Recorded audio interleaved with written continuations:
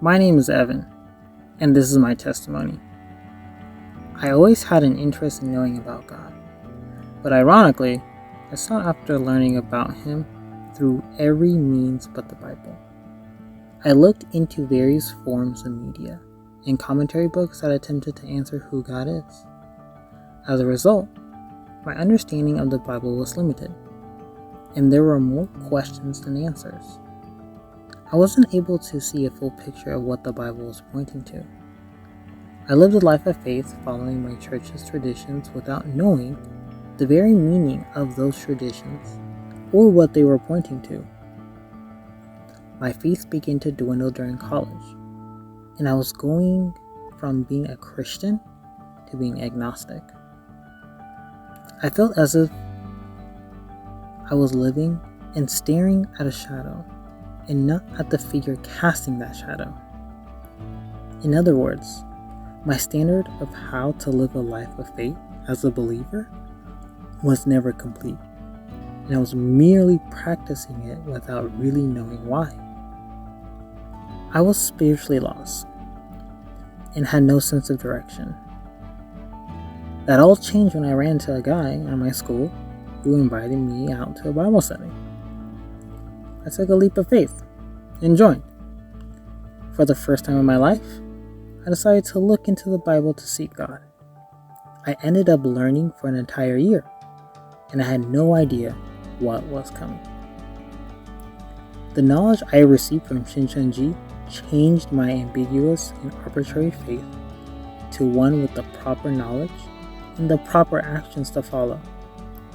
This wasn't something forced on me, but I could reason with and wrestle with myself to determine whether or not the teachings made sense. One may ask why we need to reason with the Bible. Others claim that Christianity is a religion about experience and faith, and without a need for logic. But in the Bible, Apostle Paul testifies to the Bereans about Jesus in the book of Acts. The Bereans were knowledgeable in Scripture, and when Paul testified to them, they had an open mind to hear his words.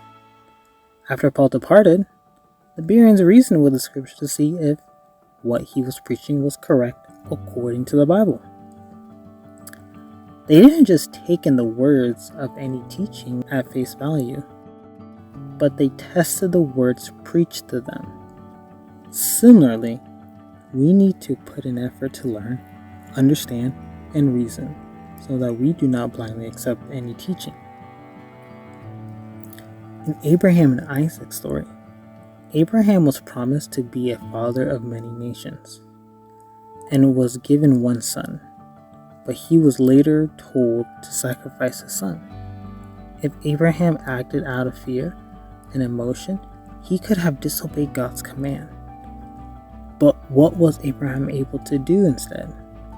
He was able to reason with himself about the promise that God made with him and believe that God can bring Isaac back to life.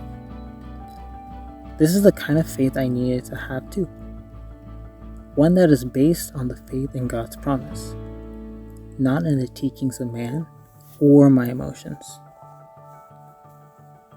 People have this warped perception that we are blindly following or being forced to follow a church. But that is not true. I'm a follower because I recognize the promises made in the Bible always fulfill. I can see God at work in my life today. My hope is for others to be able to experience God working in their lives too. I hope for others to also reason with the Bible with great eagerness and a heart of humility. Like the disciples, true believers were those who really knew and understood Jesus' teaching.